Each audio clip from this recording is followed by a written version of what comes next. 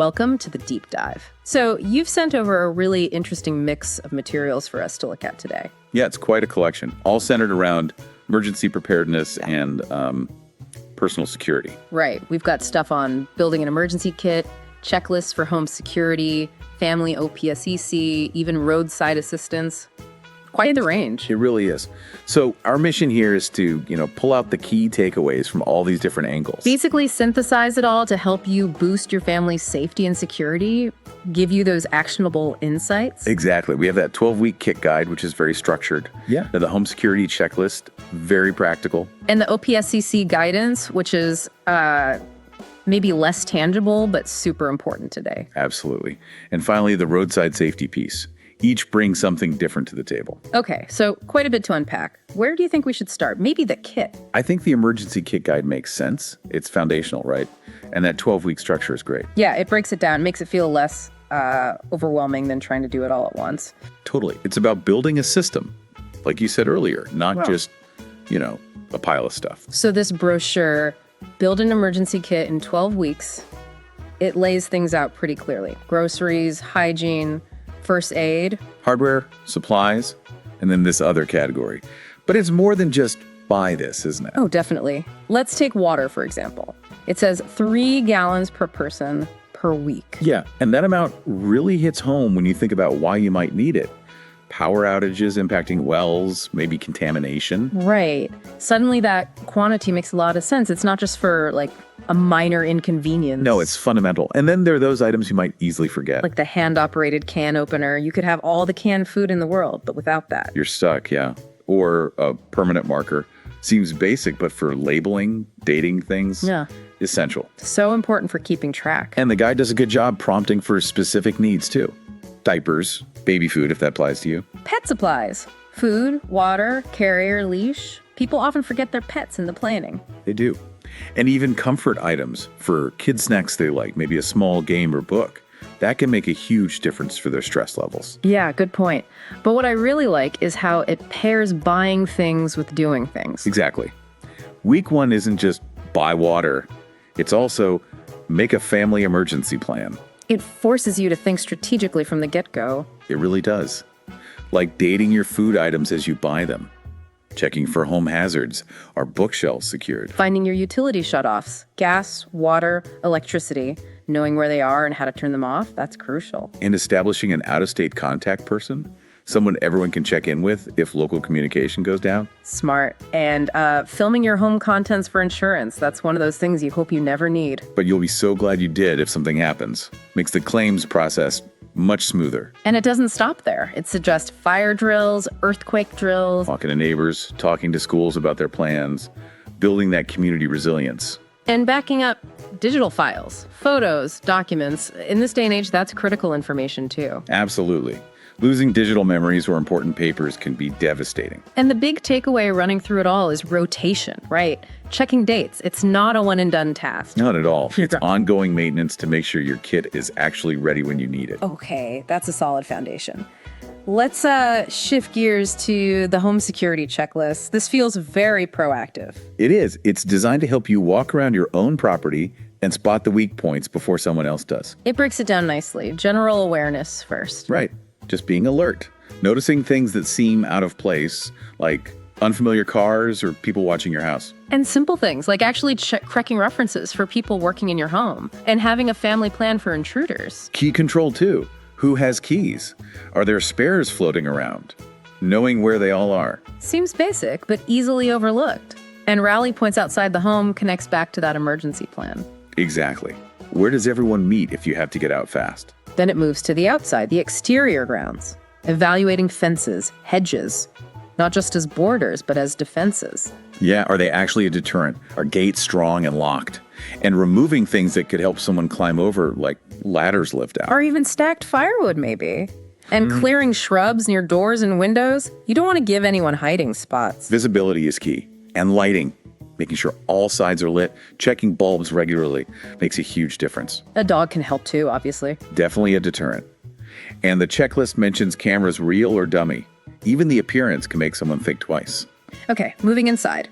Interior features. Solid core doors versus hollow ones. Big difference in resistance. Huge difference. And using your people or intercom before just opening the door. Basic safety. And it makes a good point about locks. Even a good deadbolt isn't foolproof if the door frame is weak or if there's glass right next to it. Right. Someone can just break the glass and reach in to unlock it. So you need to consider that vulnerability. Securing unused doors and windows, too. Basements, upper floors, places you might not think about as primary entry points. Absolutely. And sliding doors using a dowel in the track or a Charlie bar. Simple, effective. Skylights and roof access, too. Things people might not consider. And then wrapping it up with having an alarm system, making sure everyone knows how to use it and knows who to call police or security. It really provides a solid framework to kind of walk through your own home with a critical eye. It does. Okay, so let's pivot again. This time to OPSEC Operations Security for Families. This is about information. Right, OPSEC. And the core idea here, as the guide explains it, is about puzzle pieces. Exactly. Small bits of info that seem harmless alone, but someone trying to cause harm can put them together. And they specifically mention that military families can be targets, whether here or overseas. Yeah, adversaries are looking for intelligence, and families can sometimes inadvertently provide those puzzle pieces. So family members play a role in protecting critical information. And that critical info includes things like mission details, deployment locations or times, Big personnel moves, unit morale issues, security procedures, even personal details about family members. basically stuff you shouldn't be discussing casually outside the immediate family, especially, over the phone, email, or social media. Definitely not social media. It's so easy for things to spread or be monitored there. Adversaries use sophisticated methods online. They even try befriending people sometimes, right? To gain trust and information. Yes, and the guide mentions that Al-Qaeda handbook excerpt about targeting government folks and their families to learn routines, weaknesses.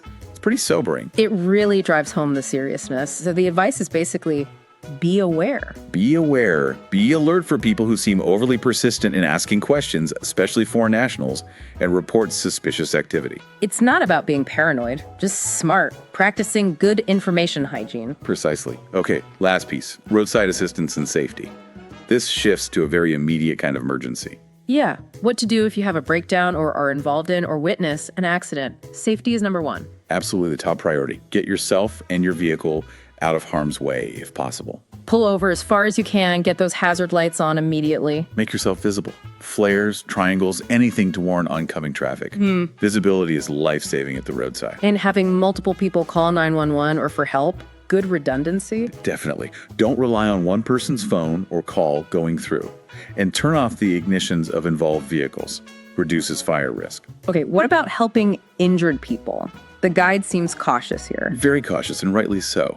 First, ask if they want help. Good Samaritan laws vary, and you generally shouldn't force aid. Right. And the big one, don't move them unless there's immediate danger, like the car's on fire. Exactly. Yeah. Because of the high risk of neck and back injuries and accidents, especially if there's a head injury, moving someone unnecessarily could cause permanent damage. So what can you safely do while waiting for the professionals? Simple, supportive things. Cover them with a blanket for warmth or shock. Shield them from sun or rain. Offer reassurance. Hold their hand, maybe. Just be a calming presence. Yes. If there's bleeding, you can apply gentle pressure with a clean cloth, but be very careful with head wounds don't press hard. And it advises against complex first aid if help is on the way, right? Unless it's clearly life or death. Correct. Let the paramedics or EMTs handle the advanced stuff. Your role is primarily safety and comfort until they arrive. And that reminder about head injury, often meaning neck-back injury, is key for the don't move rule. Absolutely. And using other vehicles, if possible, as barriers with their flashers on to protect the scene. Create a safe zone. Okay, so pulling all this together, we've covered a lot of ground. The kit, the home, the information, the roadside. And you can really see how they connect, can't you? The kit supports you during a crisis, a secure home provides shelter, OPSEC protects you from targeted threats. And knowing roadside safety helps you manage an immediate, unexpected event. It's all part of a bigger picture of resilience. It really is.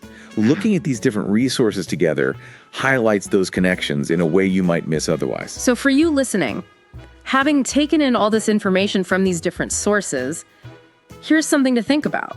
What's one single thing, one immediate action you can take today based on all this? Maybe it's just buying the water for week 1 of the kit, or checking the locks on your back door, or having that OPSEC chat with your family. Just identify one concrete step, something manageable, and do it. That's how preparedness starts. Yeah, take that first step. And remember, you can usually find more detailed guidance from your local emergency management agency or reliable websites. It's about starting the process. Building that resilience one step at a time.